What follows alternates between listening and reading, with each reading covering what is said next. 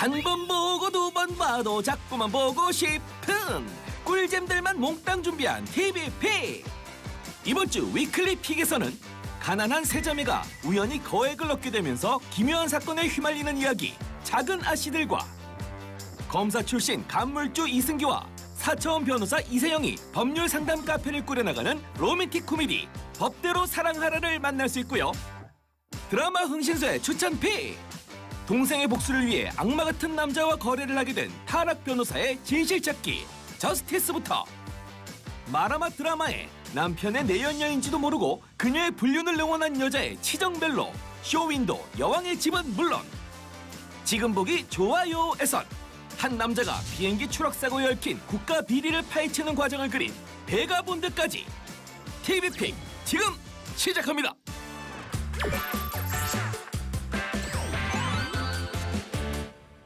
가난하지만 우애에 있는 세 자매의 이야기 TVN 작은 아씨들. 은밀한 웃음이 오가는 저녁상 비장의 무기로 꺼내든 것은 이번 주까지지? 수학여행 신청? 언니. 좋아? 응. 고마워 언니들. 그런데 누구보다 빠른 손놀림으로 스틸? 어머머 얘네들 좀 봐. 바로 철딱선이라고는 없는 세 자매의 엄마 희연. 아빠 교통사고 났을 때 필리핀 좀 가보려고 했더니 마통에 카드론까지 다 끌어다 써서 돈 하나도 없대놓고? 당연히 없지. 아빠 5년 전에 다단계 사기로 4천, 도박으로 2,500, 한증막 투자한다고 3,800, 주식으로 7천 하신 거. 나랑 인경이 4년째 갖고 있어.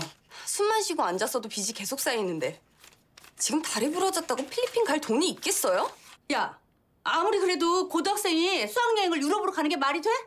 가지 말까? 원래 안 가려고 했어요. 사립예고에 다니는 막내 역시 마음 편할 수 없는 집구석.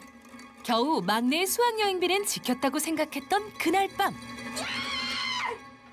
얘들아, 엄마는 아빠가 다쳤는데 필리핀에 못 가본 게 너무너무 원통했어.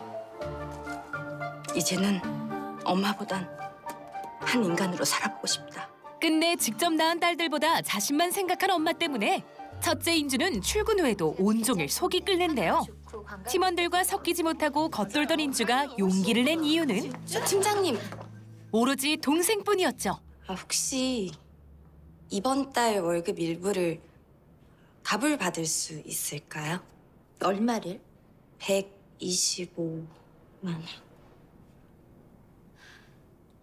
인주 씨 회사 몇 년 다녔지? 4년입니다. 근데 아직도 업무 파악이 안 됐어? 우리 돈만 지는 일 하지. 이 일에서 제일 중요한 거 뭐야? 신뢰 아니야? 고작 125만 원 때문에 무리한 부탁을 하는 직원한테 회사가 어떻게 돈을 맡기겠어. 오히려 이따라 싶어 자존심을 박박 긁는 황 팀장. 그런 인주를 위로해주는 건 회사의 또 다른 왕따 격리팀장 화영이었는데요. 넌 그 여자한테 월급 가불해달라는 소리를 하면 절대 안 됐어. 왜? 사람은 자기랑 비슷한 처지의 사람한테만 공감을 느끼니까. 어우, 뼈 맞았어 지금. 그럼 보현 팀장은 나한테 뭘 느껴? 혐오감. 언제까지 필요하다고 했지? 125가? 주말? 언니도 돈 없잖아. 아버지 문제도 있고. 적금 깰 거 있어. 우리 엄마 돌아가셨을 때 회사에서 온 사람 너 하나였어. 발인까지 이틀을 먹고 자고 도와주다 갔잖아. 내가 그런 거 잊을 것 같냐? 하지만 상처에 금융치료까지 해주는 언니 덕에 겨우 웃음을 찾는 인주. 그때 그녀의 눈에 들어온 건 화영의 문신이었죠. 이 숫자 뭐야? 우리 엄마 죽은 날. 그런데 도움받은 지 얼마 되지 않아 연락이 끊겨버린 화영. 회사에도 나오지 않는 화영이 걱정된 인주는 그녀의 집을 찾아가는데요. 평소 깔끔하던 화영의 성격과 달리 잔뜩 어질러져 있는 집안. 그리고 곳곳에 늘어져 있는 고가 브랜드의 쇼핑백과 물건들. 어수선한 집안을 다시 둘러보던 순간 눈에 띈 수상한 무언가. 옷들이 걸려있는 행거 뒤편에 보이는 한 인형. 그것은 난초 문신이 새겨져 있던 화영의 발목이었죠. 새파랗게 질린 발에 신겨진 아찔한 하이힐. 그리고 인주에게 벌어지기 시작한 기이한 일들. 여보세요. 안녕하세요. 제이지 요가원입니다. 네. 진아영님께서 오인주님께 회원권을 양도하셨어요. 시간 날 때 나와서 운동하세요. 자신이 누리던 것들을 인주에게 모두 남기고 간 화영. 화영의 흔적을 정리하려 찾은 요가원에서 인주를 기다리고 있었던 것은 거대한 짐더미와 짧은 편지 한 장이었는데요. 그동안 고마웠어, 인주야. 너는 참 친절했었지. 동생들이랑 샷이 잘 된 아파트에서 살길 바래. 그리고 언니가 마지막으로 남긴 묵직한 짐가방 속에 들어있던 것은 얼마인지 감이 잡히지도 않는 막대한 양의 돈 뭉치였죠. 예상도 없이 떠난 절친한 언니의 죽음과 갑자기 떠안게 된 출처 모를 돈더미. 과연 평범한 일상에 벌어진 기묘한 사건의 비밀은 무엇일까요? TVN 작은 아씨들, BTV에서 확인하세요.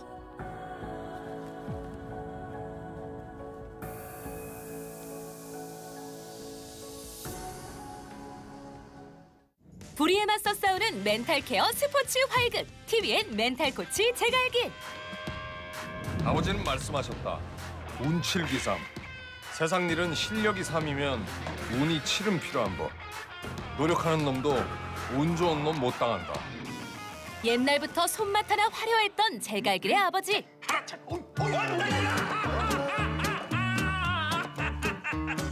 아들 봤지? 인생은 뒷패요. 패가 아무리 좋고 기술이 좋아도 운 좋은 놈 못 당한다께. 전 뒷배 따위 안 믿어요, 아버지. 난 노력해서 이룰 겁니다. 노력도 안 하면 백도 없고 재능도 없는 내가 뭘 할 수 있겠어요. 난 내 인생 이 시궁창에서 구하고 말 겁니다. 실력으로. 집합! 국가대표 태권도 선수인 제갈길. 저 안 맞을랍니다. 나 며칠 뒤 대회라. 야, 무태야 일어나. 너 대회잖아. 야, 맞는 게 억울해서 어떡하냐. 너 스파링 파트너가 뭐 하는 건지 모르지. 아니 왜 맨날 저희만 이 스파링 파트너입니까? 체대간 애들은 다 빼주고 실업간 저희 둘만. 맨날 지는 역할만 하면 저희는 언제 이깁니까? 아니 저희도 곧 대회인데 저희도 어떻게 아이, 말 더럽게 많네. 야, 맞는 게 억울하면 운동하지 말고 나가서 입 털고 살아. 어? 야, 야! 지는 게 억울하면 운동하지 말고 나가서 쌈박질하고. 의미 없는 선배의 얼차려에 길의 분노 버튼은 시원하게 눌려버렸고 후배의 하극상에 분갈없이 쏟아진 메타적의 결과는 길의 인생을 바꿔버리고 말았죠. 그래서 그 경기는 어떻게 됐을까요? 뭐 다들 아시다시피 그 경기는 상대 선수의 승리로 끝났습니다. 정말 죽어라 노력했는데도 안 된다. 내가 못나서 내가 더 열심히 하지 않아서 실패하고 버려졌다. 이런 생각이 든다면은 제가 감히 제 말씀드리는데 당신 잘못 아닙니다. 심리 상담사로 성공적인 제2의 인생을 시작한 제갈길. 근데 다리는 계속 지팡이 짚어야 한대요? 어쩌다 멘탈 코치가 되신 거예요? 아직 책 안 보셨구나. 책 보세요. 형. 사인회까지 진행할 정도로 탄탄대로의 길을 달리는 중인데 저기 혹시 상담도 받을 수 있어요? 그럼요. 안 될 게 뭐 있어요. 나. 국대 출신 심리 상담사로 상담을 요청하는 선수까지 등장. 선생님은 이제 정말 다 괜찮아지셨어요? 적어도 이거 하나는 확실한 것 같아요. 운동 그만둔다고 정말 이 인생이 끝나지는 않더라고요. 물론 뭐 쉽지 않지. 이 초등학교 때부터 이 운동만 했을 거고 이제 와서 뭐 다른 걸 다시 시작한다는 건 뭐 엄두도 안 날 거고. 메달이나 뭐라도 이런 게 있는 것도 아니고 농구 말곤 할 줄 아는 것도 아무것도 없는데 근데 더는 농구는 하기 싫고 어떻게 해야 될지 모르겠어요. 상담자의 심리를 그 누구보다 잘 알고 있는 길. 그렇기에 쉽게 위로를 건네지도 않죠. 모두가 지금보다 조금 더 나은 삶을 살고 싶은 것뿐. 그 조금 더 나은 삶이라는 게 노력 여부와 크게 관계없다는 걸 알게 된 후 나는 열심히 살지 않기로 했다.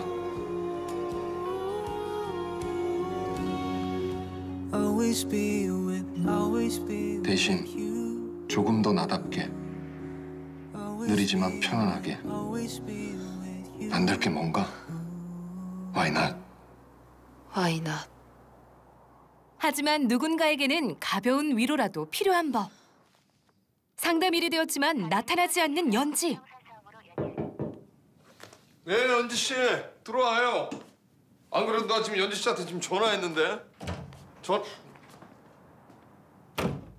제갈길 씨 되시죠? 네, 그런데요. 누구? 죄송하지만 같이 서해 좀 가주셔야겠는데요. 그리고 듣게 된 뜻밖의 소식. 지난주에 오현주 씨 만나서 상담을 하셨다던데 전문가니까 잘 아시겠네요. 그때 고인이 자살 증후 같은 걸 좀 보였습니까? 아니요. 선생님. 그를 찾아온 연지의 언니. 선생님 만나고 와서 많이 밝아졌었는데 선생님 책 읽고 또 읽고. 연지의 손때가 고스란히 묻어나 있는 길의 자서전. 운동 그만두면 내일한테 배워보고 싶다 그랬었는데. 그때 책에서 떨어진 작은 쪽지 하나. 그 안에는 나 이제 좀 편안해지고 싶어. 그만했을래. 미안해 언니. 그녀의 짙은 고단함이 그대로 묻어 있었죠. 길이 말한 편안함은 이게 아니었건만. 위로가 필요한 사람들에게 제갈길이 내리는 처방이 잘못된 것이었을까요? 그리고 길은 진정한 멘탈 코치로 거듭날 수 있을까요? TVN 멘탈 코치 제갈길, BTV에서 확인하세요.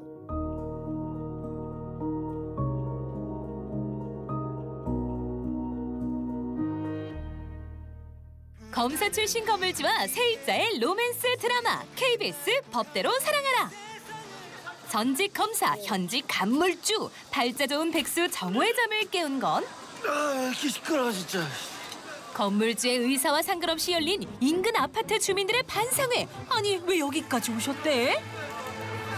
그 인원도 이쯤하면 소강당이라도 빌렸어야 하는 것 같은데 반상회의 안건은 바로 업체를 통해 1012호를 기준으로 측정한 바닥 충격음이 평균 68데시벨로 나왔는데 이는 2003년 개정된 최소 성능 기준 중량 50데시벨, 경량 58데시벨을 훨씬 넘어선 수치죠. 층간소음 문제는 아파트의 구조적 시공하자의 문제인 만큼 사업 주체, 즉 건설사에 대한 소송으로 풀어야 한다는 게 제 생각입니다. 아니, 그래서 소송하면 얼마까지 그래 받을 수 있는데? 2009년 남양시 아파트 주민 170여 명이 대원건설을 상대로 낸 소송에서 차암 공사비로 적게는 600, 많게는 1,400만 원까지 지급하라 했던 법원의 판결이 있긴 했죠. 근데 그간의 소송 비용과 기간을 포함해보면 정말 미미하기 그지없는 금액이죠. 야, 김정호. 저건 왜 또 산통을 깨고 있어? 아니 이거 소송하다가 소문나서 괜히 집값만 떨어지는 거 아니야? 투머치 오지랖퍼이자 1층의 카페 세입자 유리. 그 오지랖 말리는 것도 한두 번이 아닌데 대안이 없는 비판만큼 비겁한 건 없지. 그래, 내 방법이 베스트가 아닐 수 있다는 건 인정해. 그렇지만 아무것도 안 하는 게 더 나은 방법이라는 거엔 내가 동의를 할 수가 없어. 그러니까 비판만 하지 말고 이 문제를 해결할 수 있는 다른 아이디어를 제시해봐. 그래, 친구를 위해 나의 이 아방가르드한 아이디어 정도는 제시해줄 수 있지. 누난 내 여자니까. 지금 도안건설이 강천구에 1,000세대가 넘는 팔라시오힐스를 지어놓고 준공 검사만 앞두고 있는 상황이야. 괜히 이 시기에 층간소음이니 부실공사니 하면서 잡음이 생기는 게 싫을 거란 말이지. 그렇지. 근데 푸른 아파트로 손해배상 소송을 진행해서 기사화가 돼봤자 특별할 게 없다는 거지. 어머야, 그래서 도안건설에 관심을 끌려면 무조건 팔라시오 힐스를 끌어들여야 돼. 안녕하세요. 예, 잘 부탁드리겠습니다. 물론 더 많은 사람들이 관심을 가질 수 있도록 좀 독창적인 방법으로 접근을 해야겠지. 자고로 예쁜 또라이 옆에는 잘생긴 또라이가 있기 마련. 한술 더 뜬 정호의 독창적 발상은 나무가 사라져간 산길 주인 없는 바다 그래도 좋지 아니한가 내 맘대로 되는 세상 밤이 오면 싸워왔던 기억 일기 쓸만한 노트와 연필이 생기지 않았나 내 맘대로 그리 세상 현 시대에 딱 들어맞는 신개념 오브 신개념 거리두기 음악회. 정상적인 구조의 집이면 불가능한 이 음악회가 가능한 이유는? 저희의 층간소음 음악회 잘 보셨나요? 2007년 시공 D건설 아파트, 1998년 시공 Y건설 아파트, 그리고 마지막으로 G사의 오피스텔에서까지 연주를 해봤는데요. 소송보다도 더 쌈박한 여론몰이. 하지만 어느 대기업이 얌전히 잘못했다고 하겠어요. 그렇지. 주인 없는 집에 문 정도는 따고 들어가야 협박이 좀 되지. 태풍이라도 휩쓸고 간 듯 엉망이 되어 있는 유리의 법률 카페. 그런데 다른 것보다도 유리의 시선을 잡아끄는 건 한눈에 봐도 알 수 있는 붉은 핏자국. 대체 이곳에서 무슨 일이 벌어졌던 거죠? 유리를 찾아온 어둠의 손길이 무엇인지 궁금하다면 KBS 법대로 살아가라를 BTV에서 확인하세요.